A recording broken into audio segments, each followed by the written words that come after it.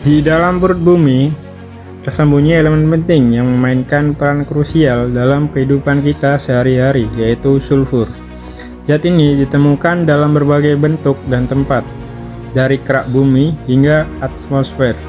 Sulfur dengan simbol kimia S merupakan salah satu unsur kimia esensial non-logam yang memainkan peran krusial dalam ekosistem dan pertanian.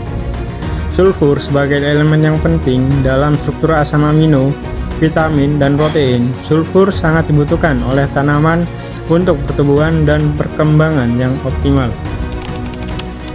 Di alam, sulfur ditemukan dalam bentuk mineral seperti pirit dan gypsum.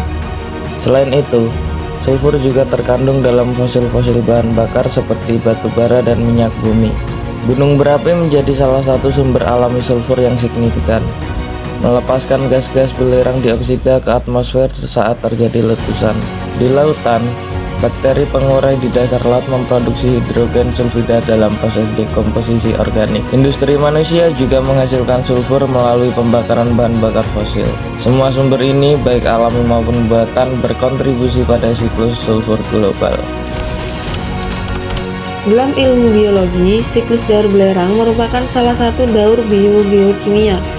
Lalu, bagaimana dengan prosesnya?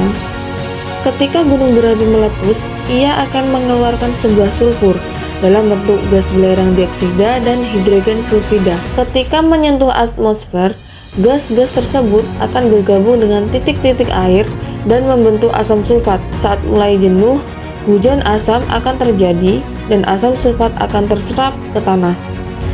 Selanjutnya, asam sulfat diasimilasi oleh tumbuhan dalam bentuk sulfur dan masuk dalam sistem rantai makanan.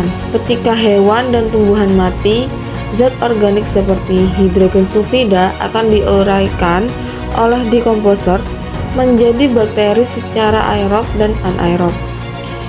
Secara aerob menghasilkan sulfat anorganik yang nantinya akan digunakan oleh tumbuhan, sedangkan secara anaerob akan menghasilkan senyawa sulfida beracun yang terkandung dalam magma gunung berapi. Dan ketika fosil makhluk hidup yang tertimbun lama akan dijadikan bahan bakar fosil yang mengandung sulfur dan akan digunakan oleh industri.